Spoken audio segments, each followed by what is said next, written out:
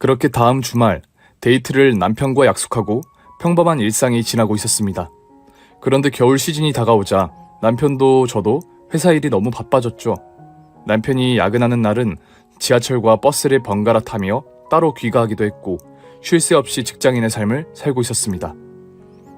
늦잠이라도 자는 주말이면 가족 나들이는커녕 다 늦은 저녁에 집에서 겨우 가족들과 식사를 챙기는 정도가 되었죠. 엄마, 요즘 정말 너무 바빠서 챙겨드리지도 못하고 죄송해요. 그게 왜 죄송할 일이야. 일하느라 바쁜 너희가 고생이지. 엄마, 요즘은 추워서 외출도 잘 안 하시는 것 같던데 안 심심하셔? 그냥 뭐 집안 치우고 뜨개질도 하다 보면 다 저녁인데 뭐.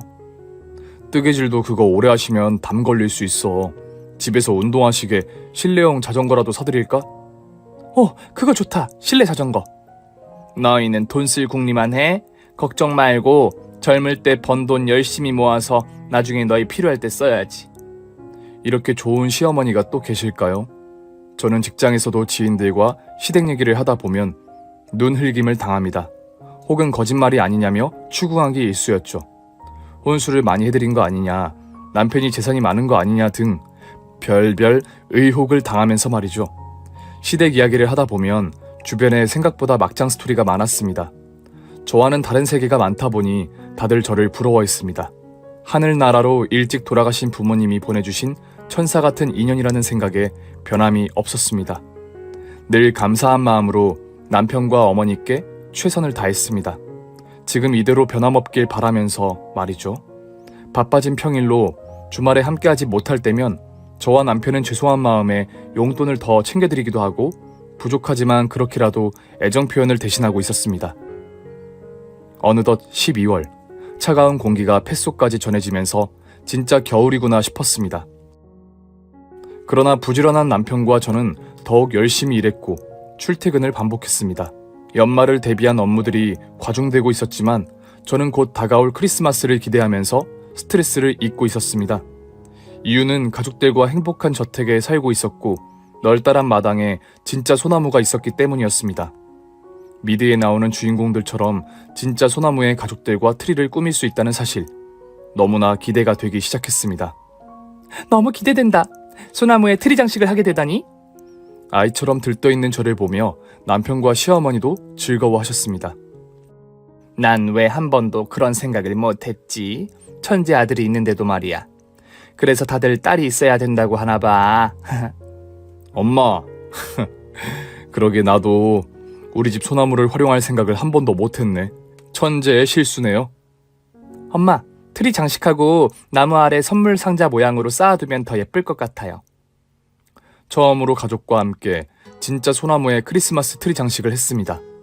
반짝이는 전등까지 설치를 하고 나니 미드에서 보는 트리보다 더 근사했습니다. 트리 앞에서 찍은 기념사진을 뽑아서 거실 작은 액자에 끼워두기도 했죠. 집 앞을 지나는 사람들도 멀리서 사진을 담아갈 정도로 예쁜 트리가 만들어지게 되었습니다. 늦게 귀가하는 날도 집에 도착해 트리를 보면 마음이 포근해졌습니다. 어느 날 새벽, 마당에 설치해둔 트리 쪽에서 이상한 소리가 들려 잠에서 깼습니다. 순간 겁이 나서 남편을 깨웠죠. 여보, 일어나봐. 밖에 트리 쪽에 이상한 소리가 계속 들린다니까. 무슨 일이야? 지금 몇 시인데 무슨 소리가 들린다는 거야? 남편과 저는 1층에 주무시고 계신 어머니가 깨어나실까봐 조심스레 마당에 있는 트리 쪽으로 가보았습니다. 우리 발걸음 때문인지 낑낑거리는 소리가 더 크게 들리기 시작했습니다. 강아지가 트리 장식 밑에 박스 틈 사이에서 울고 있었어요. 강아지가 어디서 들어온 거지? 태어난 지 얼마 되지도 않은 것 같은데? 그러게, 너무 새끼 강아지인데 어쩌지 여보? 당황했지만 마주친 우리 눈빛은 간절하게 강아지를 원하고 있었습니다. 서둘러 담요를 챙겨온 남편은 강아지를 감싸서 2층 방으로 향했습니다.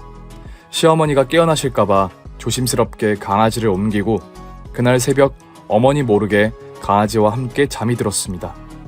추웠던 모양인지 따뜻하게 데운 우유를 잔뜩 먹더니 조용히 잠든 강아지, 너무 귀여워서 다음날 상황은 생각도 못했습니다. 다음날 아침, 시어머니는 대문 밖에 놓여있었던 빈 박스를 들고 들어오셨습니다. 아니, 누가 강아지를 우리 집 대문에 버리고 간 모양인데 강아지는 없고 이렇게 빈 박스랑 쪽지만 있지 뭐니? 당황한 남편과 저는 쪽지부터 살펴보았습니다. 강아지에게 장애가 있어서 사정상 키울 수 없게 되었습니다. 너무 죄송하지만 잘 키워주세요. 삐뚤한 글씨로 쓰여진 메모에는 생후 몇 개월 되지 않았다며 축복이라는 강아지 이름도 적혀 있었습니다. 장애가 있다고 보기엔 모르겠던데. 보기에 모르겠다고? 강아지를 봤어? 아, 그게 엄마, 실은... 어젯밤 강아지 주인이 우리 집 대문 밖에 놓고 간 상자에서 꼬물거리던 강아지는 집 마당까지 들어와 추위에 트리 밑에서 움츠리고 울고 있었던 모양이었습니다. 뭔데, 말해봐.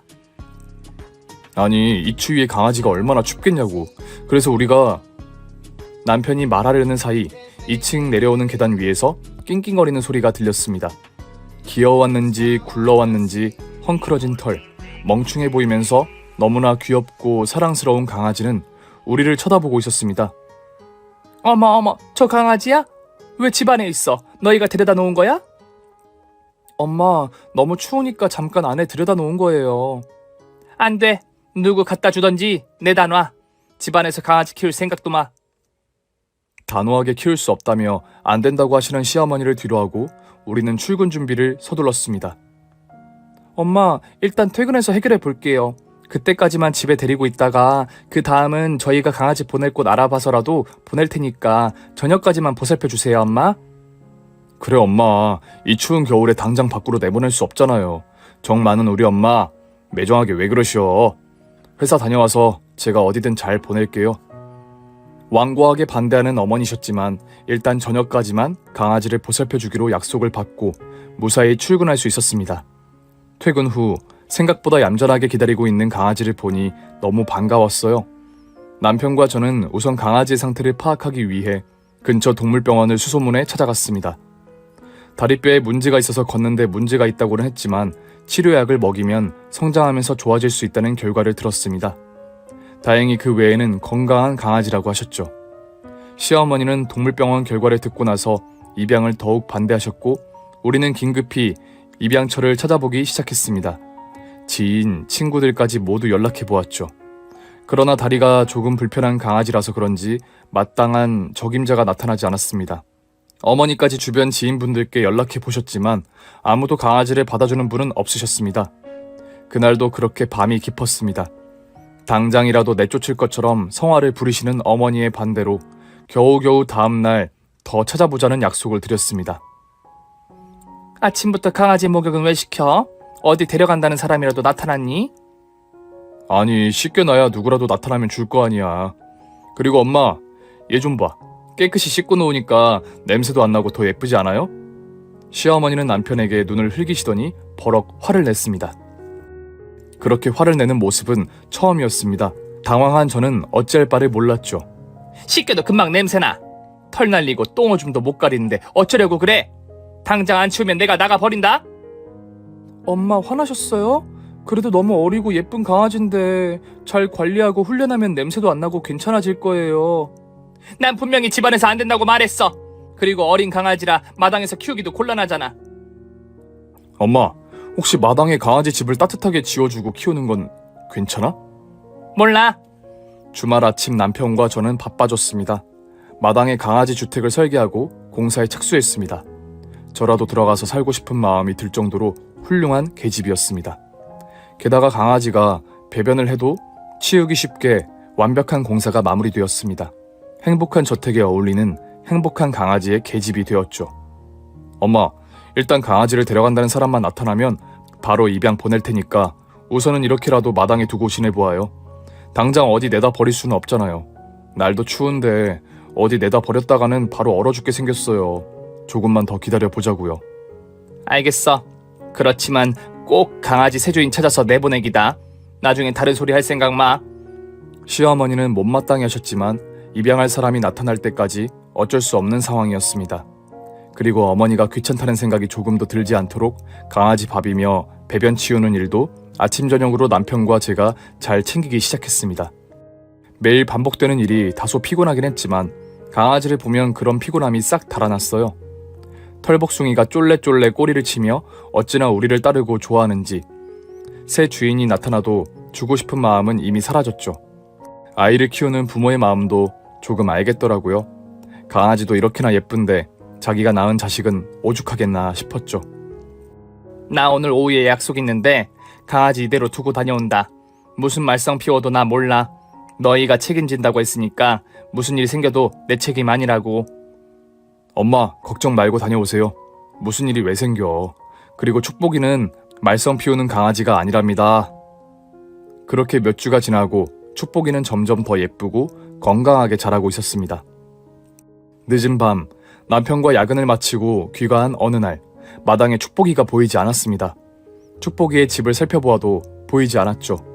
꼬리치고 반기던 축복이 모습이 보이지 않자 저와 남편은 걱정이 되어 황급히 집 안으로 들어갔습니다.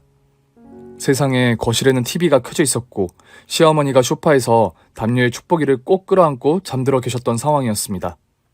너무 평화로운 모습에 저는 당황하면서도 보기 좋았습니다. 남편도 흐뭇한 표정으로 잠시 바라보고 있었죠.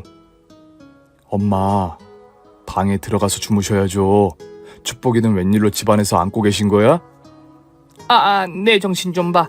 강아지가 지저분해 보이고 냄새도 나길래 저녁에 씻겠는데 날이 춥길래 잠깐 털 좀 말려준다는 게 참이 들었네. 엄마 고맙습니다. 이참에 축복이 집안에서 그냥 재울까요? 아니, 털 다 말렸으니 계집에 넣어줘. 너희도 늦었는데 어서 쉬고.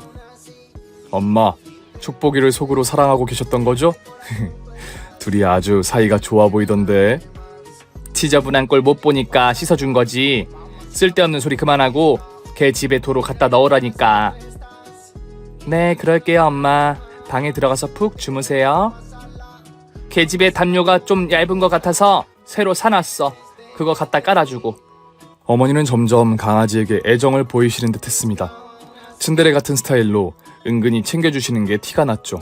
물론 집안에서 키우는 건 허락하지 않으셨지만 점점 더 강아지 목줄을 풀어주시기도 하고 현관에 들어와 있어도 그냥 두시기 시작하셨죠.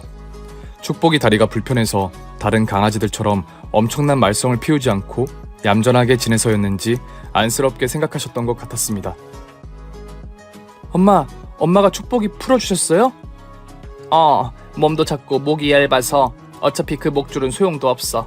그냥 풀어둬. 낮에 현관 왔다 갔다 하면서 햇빛도 쐬게. 남편과 저는 엄마의 따뜻한 속마음을 모르지 않았죠. 그렇게 한 달이 지나고 우리 가족은 서로 말하지 않았지만 축복이를 가족처럼 받아들이고 있었습니다. 그리고 결정적으로 완벽하게 가족으로 맞이하는 순간이 왔습니다. 그날도 어김없이 출근을 하고 점심을 먹고 졸리니까 커피도 마시고 하루에 항상 하는 루틴처럼 업무를 보고 있었습니다. 그날 오후 모르는 번호로 몇 차례 전화가 와서 스팸인가 제끼고 신경 쓰지 않다가 회의를 들어가려고 하는데 계속 같은 번호로 전화가 오는 바람에 받게 되었죠. 여기 병원인데요. 빨리 오셔야 할 것 같습니다. 시어머니가 갑자기 쓰러지셨다는 연락을 받고 회사에 사정을 전한 뒤 다급하게 병원으로 찾아가고 있었습니다. 너무 놀라 택시를 잡아 타고 가던 중 남편에게서 전화가 왔습니다. 지금 어디야? 나도 지금 병원으로 가고 있는데 먼저 도착하는 대로 상황 보고 전화 좀 해줘. 지금 택시 타고 병원으로 가고 있어. 이게 대체 무슨 일이지? 엄마 어떤 상태인지 들었어? 아니, 나도 지금 병원에서 위급하다는 얘기만 듣고 바로 가는 길이라. 여보, 일단 도착하면 서로 연락해주자. 알겠어. 무슨 일 없을 거야. 어서 조심히 와. 남편과 저는 각자의 회사에서 병원 측 전화를 받고 자세한 영문도 모른 채 답답한 마음으로 병원에 도착했습니다. 식겁한 우리는 어머니가 계신 병실로 들어섰고 어머니는 다행히 안정을 취한 상태로 잠들어 계셨습니다.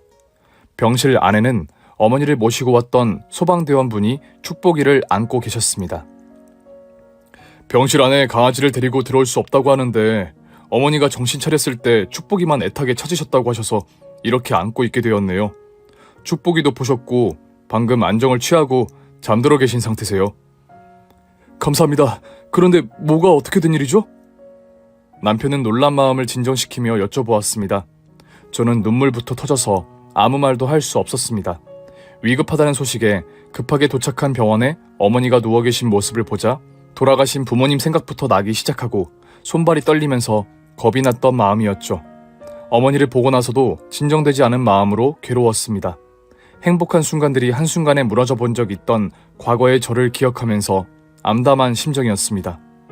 그때 의사 선생님이 들어오셔서 어머니 상태를 설명해 주시고 저희를 안심시켜 주셨습니다. 시어머니는 몇 년 전부터 심혈관계 지병이 있으셨고 갑자기 통증을 느끼며 집안에서 쓰러지신 상황이 발생했던 겁니다. 그때 짐작하기로는 어머니가 풀어놓은 축복이가 열려있는 현관문 틈으로 뛰어들어가 어머니의 상태를 이상하다고 느꼈는지 대문 밖으로 뛰쳐나와 온 동네가 떠나가라 지저대기 시작한 것 같다고 말입니다. 동네 지인들은 우리 가족이 축복이를 동네 이 집 저 집 입양시키려고 했던 걸 모두 알고 계셔서 축복이가 우리 집 강아지인지 모두 알아보셨답니다.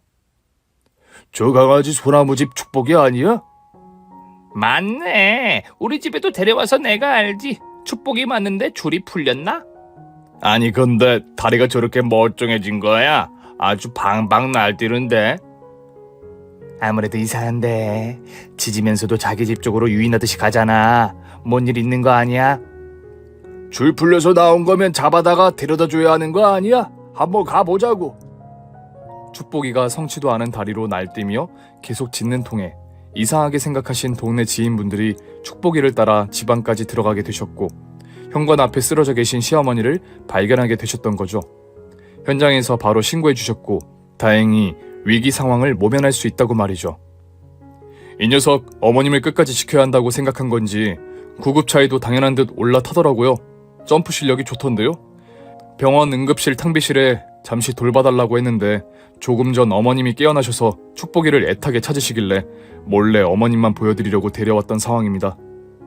다행히 시어머니는 위기의 순간을 잘 넘기게 되셨고 생명에도 지장이 없는 상태로 건강을 회복하고 계셨습니다. 축복이도 잠시 병원 어딘가에 다시 맡겨둔 상황이었죠. 이제 좀 괜찮으세요, 엄마? 엄마, 괜찮으신 거죠? 뭐 울기까지 해. 이제 괜찮아. 너희 놀랐겠구나. 엄마 정말 다행이에요. 엄마 없으면 저 못 살아요. 이제 건강만 챙기세요, 엄마. 제가 더 잘할게요. 제발 아프지 마세요. 아이고, 지금 너희들이 너무 잘해서 탈이야. 걱정 마. 운동도 하고 더 건강해질게. 걱정시켜서 미안하구나. 엄마, 아들이 중요해, 축복이가 중요해. 정신 드셨을 때 축복이를 먼저 찾으셨다던데요? 그게 무슨 소리야? 내가 축복이를 찾았대? 그날 어머니가 정신을 드셨을 때 우리는 축복이가 어떻게 엄마를 구했는지 들을 얘기들을 앞다퉈 전해드리느라 정신이 없었습니다. 어머님, 축복이가 어머님 목숨을 구했다니까요. 멀쩡하지도 않은 다리로 엄청 날뛰고 다니면서 엄마 상태를 알렸대요. 신기하지 않아요? 퇴원 수속을 마친 뒤 집에 가기 위해 어머니를 챙기고 있었습니다. 그때 병실 외부에 쫓겨나 어디에선가 보살핌을 받고 있던 축복이가 전쟁에서 돌아온 참전 용사처럼 우리의 환대를 받으며 등장했습니다. 간호사 품에서 꼬리를 흔들며 우리에게 반기는 기색이었습니다. 간호사는 시어머니 품에 축복이를 안겨주셨죠. 축복이는 꼬리를 살랑거리며 어머니의 품속으로 파고들었습니다. 시모는 눈물을 뚝뚝 흘리시며 어릴 때 키웠던 강아지랑 똑 닮았다며 축복이를 쓰다듬으며 미안해하셨죠. 아들이 어렸을 때 강아지를 오랫동안 키운 적이 있었어. 애 아빠와 사별하고 나서 그 강아지도 늙어 떠나 보냈더니 그때 충격 때문인지 그 후로 다시는 강아지를 못 키우겠더라고. 그러셨던 거군요. 엄마, 그래도 이제는 우리 축복이와 함께 살아요. 엄마가 저를 받아들여 주신 것처럼 저희도 축복이를 가족으로 받아주면서 말이에요. 그래요, 엄마. 이제 그 충격에서 벗어나서 우리 네 가족 행복하게 잘 지내면 되죠. 그렇게 우리 부부와 어머니는 어머니의 목숨까지 구해준 축복이와 하늘의 뜻인지 천생연분인지 가족이 되어가고 있었습니다. 축복이는 그날 이후 고요한 초원, 널따란 마당에 있는 행복한 저택에 가족으로 정식 입양이 된 셈이죠. 크리스마스 선물처럼 우리에게 다가와 주더니 받아준 우리에게 보온이라도 한 건지 모르겠네요. 축복이로 인해 더 완벽해진 우리 가족은 새해부터 더욱 바빠졌습니다. 여전히 출퇴근하며 보람되게 일하는 우리 부부와 보온한 축복이를 보살피며 운동도 열심히 하고 계신 엄마, 다리뼈에 이상이 있던 축복이도 치료약을 먹고 병원의 지침대로 재활시키면서 건강해지고 있었지요. 그렇게 평화롭고 행복한 일상이 다시 찾아오고 우리는 전보다 더 즐거웠습니다. 만나면 서로 있었던 얘기들을 공유하느라 시끄러웠죠. 좋은 곳에는 항상 함께하며 맛있는 음식도 함께 즐겼습니다. 대단한 것 없는 하루하루지만 행복하자고 마음만 달리 먹으면 불행할 일이 없었죠. 단 한 가지 흠이 있다면 어머니가 저보다 축복이를 더 예뻐하시는 것 같아 없던 질투를 강아지에게 하고 있습니다. 엄마, 내가 좋아요? 축복이가 좋아요? 왜 축복이 밥만 챙겨주시고 저는 저녁 먹었냐고 묻지도 않으시는 거예요? 아까 퇴근하면서 뭐 먹어서 생각 없다며. 그래서 안 물어본 거지 뭘 그래. 너 지금 축복이 질투하는 거야? 그런 걸 바로 개 질투라고 하는 거야. 아니, 우리 엄마가 달라졌어요. 나보다 강아지만 안아주고 예뻐하시니까 그렇지. 아, 그랬죠? 담요 가지고 이리 와. 내가 축복이처럼 담요에 싸서 안아줄 테니까 여봉. 뭐야, 놀리고 그래. 질투가 아니라니까. 엄마가 진짜 나보다 축복이를 더 좋아하는 것 같아서 궁금해서 물어본 거라고. 야, 물어볼 걸 물어봐야지. 당연히 너가 더 좋지, 우리 딸. 엄마, 축복이 들어요. 귓속말로 해주라니까. 우리 가족은 앞으로 더 좋은 일들이 많아질 것 같은 기대감으로 하루하루 즐겁게 살아가고 있습니다. 보은하는 강아지, 축복이. 이름처럼 우리 가족에게 축복의 일상을 선사해 준 것 같아 너무나도 감사하면서 말이죠. 기적처럼 뜻밖의 찾아온 보은하는 강아지, 축복이의 사연은 여기까지입니다.